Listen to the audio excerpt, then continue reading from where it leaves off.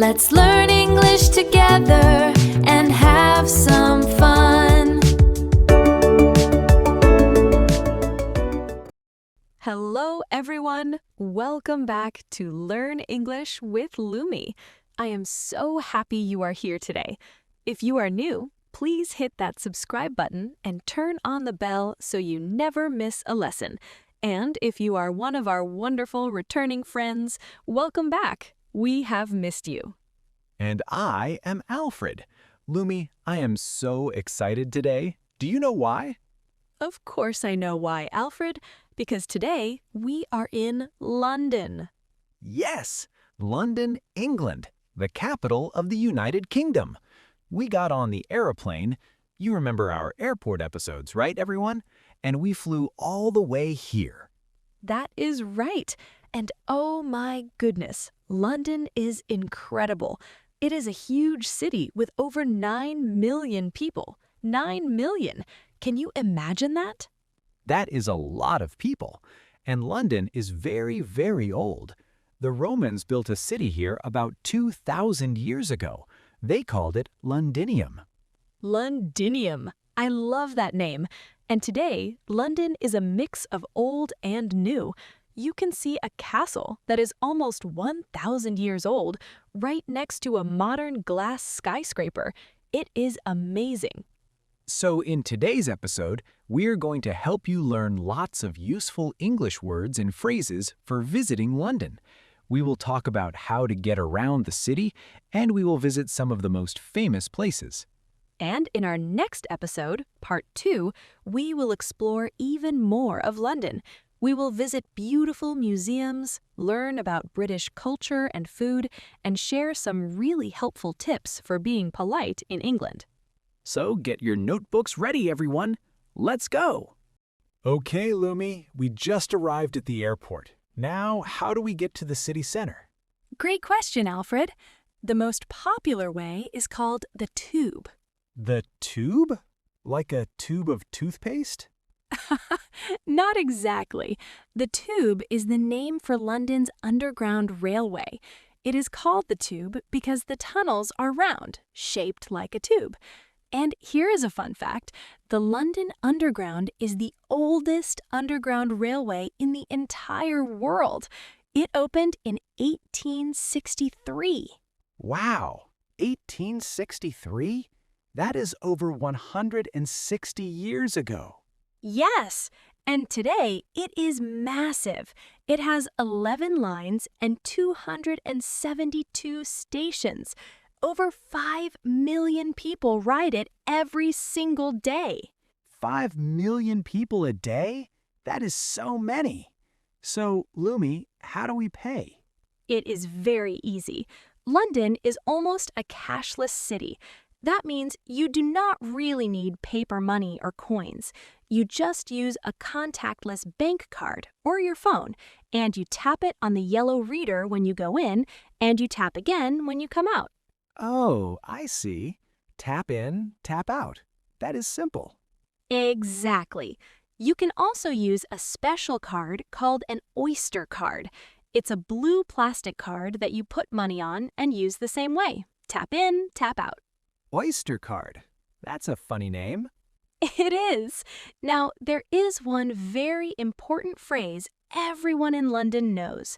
When you are getting on the train, you'll hear a voice say, "Mind the gap." Mind the gap. I love that. What does it mean? It means be careful of the space between the train and the platform. The platform is where you stand and wait for the train. There's a small gap, a small space between the platform and the train door. So they say mind the gap to keep you safe. Mind the gap. Everyone, repeat after me. Mind the gap. Good job! Now, the Tube map is very colorful. Each line has a different color. For example, the Central line is red, the Piccadilly line is dark blue, and the Circle line is yellow. It's like a rainbow. Oh, that makes it easy to follow. But, Lumi, is there anything we should be careful about on the tube? Yes, one very important thing. Try to avoid rush hour. Rush hour is the time when everyone is going to work or going home. In London, rush hour is from 7:30 to 9 in the morning and 5 to 7 in the evening. The trains are very, very crowded during those times. Crowded means full of people, right? That's right. And one more thing. Many stations underground do not have phone signal. So, before you go down into the station, make sure you check your map first. Good tip. Check your map before you go underground. Got it. Lumi, what about those famous red buses? I have seen them in so many movies.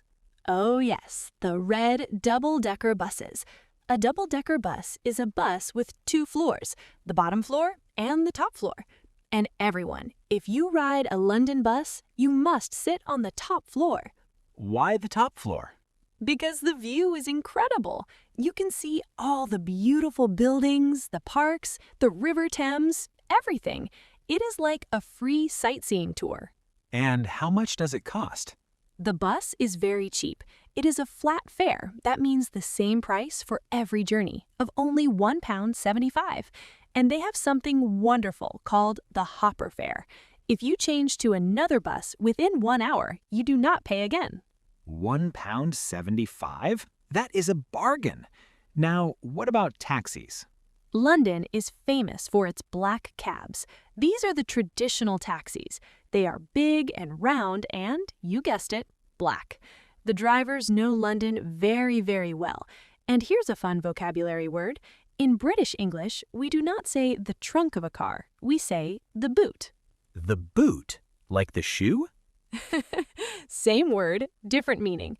So if a taxi driver says, put your luggage in the boot, he means the back of the car. And you can also use an app called Free Now to book a taxi and see the price before your ride. That is very handy. Okay, everyone, let's do a quick review. Lumi, what are the 3 main ways to travel in London? Number 1, the tube, the underground railway. Number 2, the red double-decker bus. And number 3, the black cab taxi. You can also take a boat on the River Thames.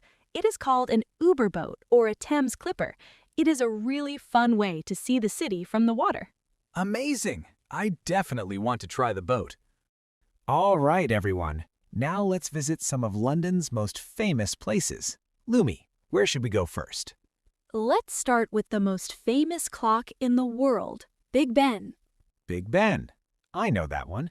It is the giant clock, right? Well, here is something many people do not know. Big Ben is actually not the clock and not the tower.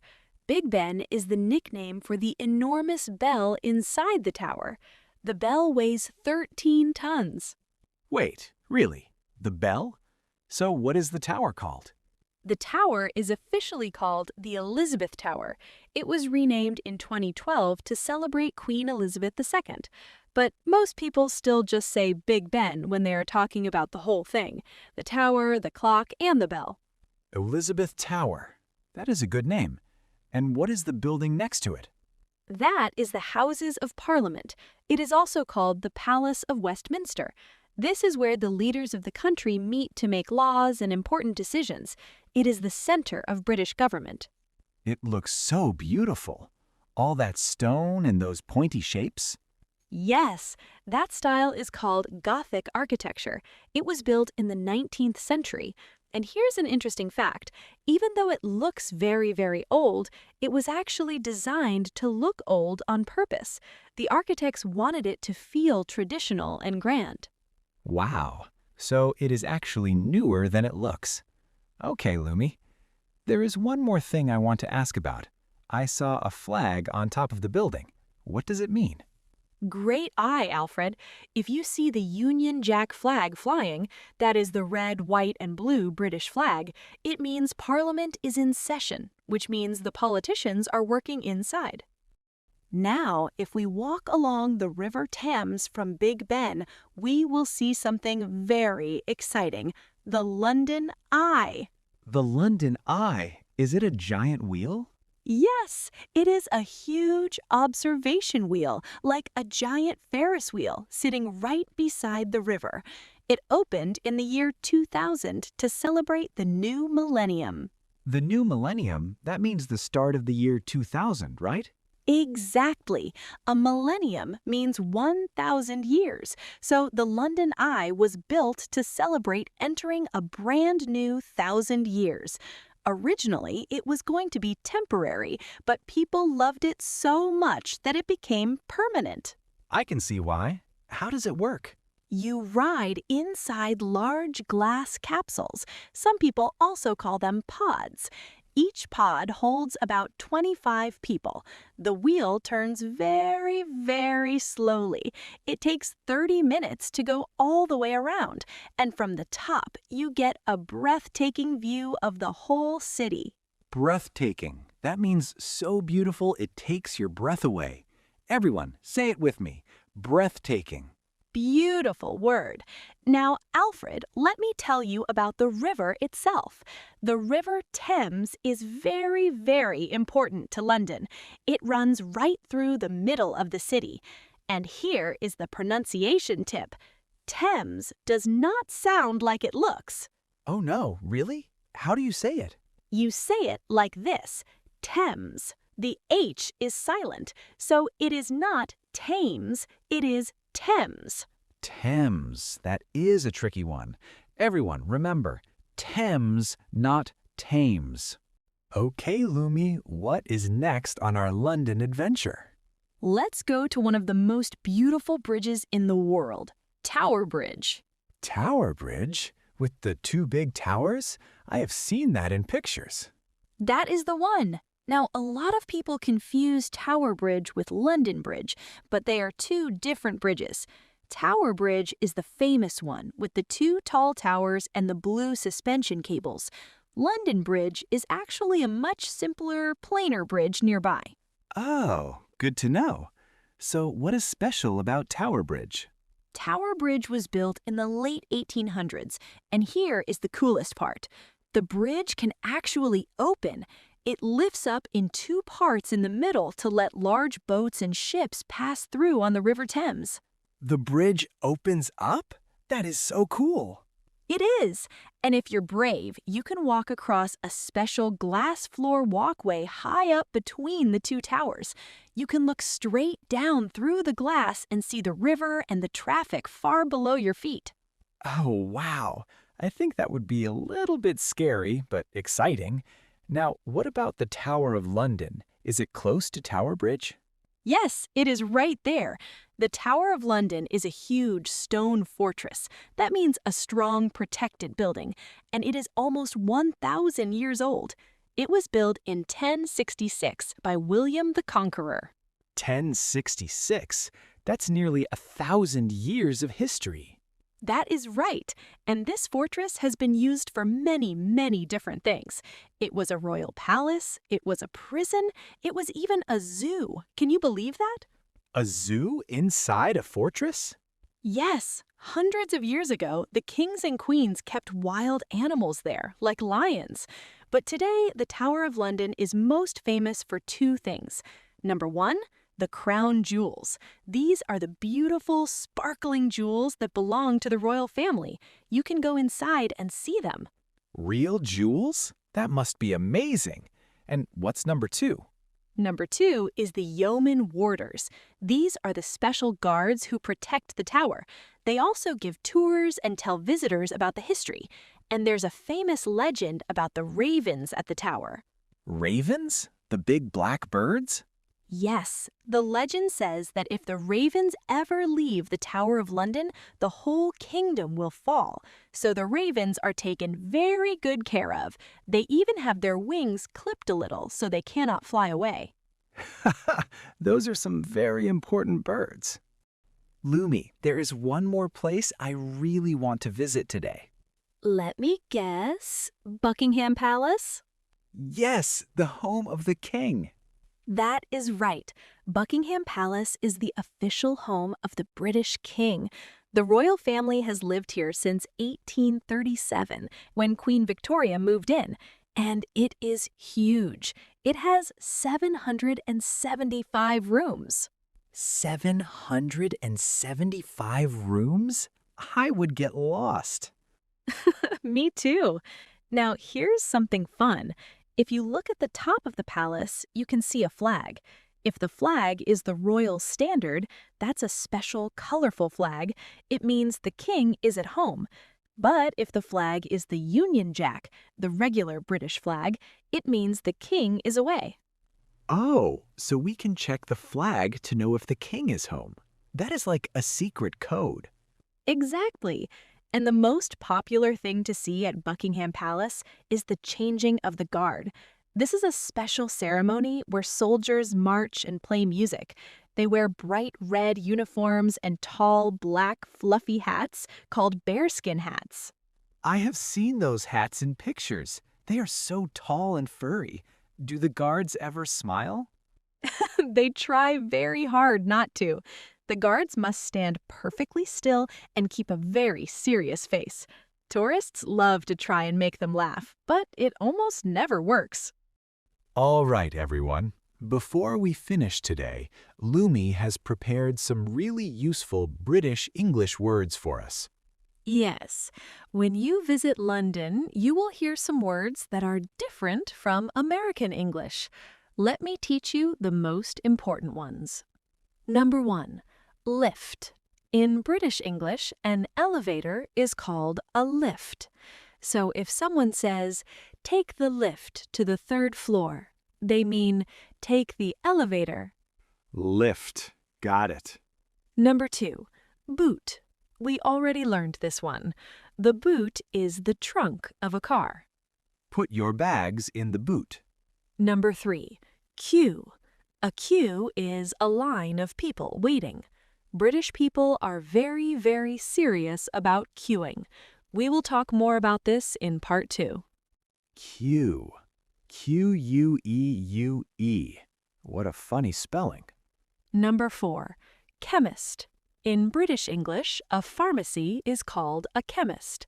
So if you need medicine, you go to the chemist. Chemist, not pharmacy. Got it. Number 5, holiday. British people do not say vacation, they say holiday. So if someone says, "I am going on holiday," they mean, "I am going on vacation." And that is exactly what we are doing. We are on holiday in London. Exactly. And one more bonus word, quid. Quid is a slang word for pounds, which is the British money. So if someone says, "That costs 5 quid," they mean 5 pounds. 5 quid. I like that word. It is fun to say. Now, Alfred, London has some place names that are really tricky to pronounce. The spelling does not match the sound at all. Let's practice together. Oh, this will be fun. Let's go. Number 1, Thames. We already learned this one. It is not Thames, it is Thames. The H is silent. Thames. Got it. Number 2, Leicester Square. This is a very famous area in central London, but it is not Leicester. It is Leicester, just 2 syllables, Leicester Square. Leicester Square. Wow, that is very different from how it looks. Number 3, Greenwich. This is a beautiful area by the river. It is not Greenwich, it is Greenwich. Greenwich. Okay. Number 4, Southwark. This is near the south bank of the Thames. It looks like Southwark, but you say Southwark. Southwark. These are so tricky. And the last one, Gloucester Road. This is a tube station. It is not Gloucester, it is Gloucester Road. Gloucester. Everyone, these are very important to remember if you visit London. All right, everyone, let's do a quick recap of all the important words we learned today. The Tube, London's underground railway. Contactless, paying by tapping your card or phone. Oyster card, a special travel card for London. Mind the gap. Be careful of the space between the train and the platform. Platform, the place where you stand and wait for the train. Rush hour, the busy time when people go and from work. Crowded, full of many people. Double-decker, a bus with 2 floors. Flat fare, the same price for every journey. Black cab, a traditional London taxi. Boot, the trunk of a car in British English.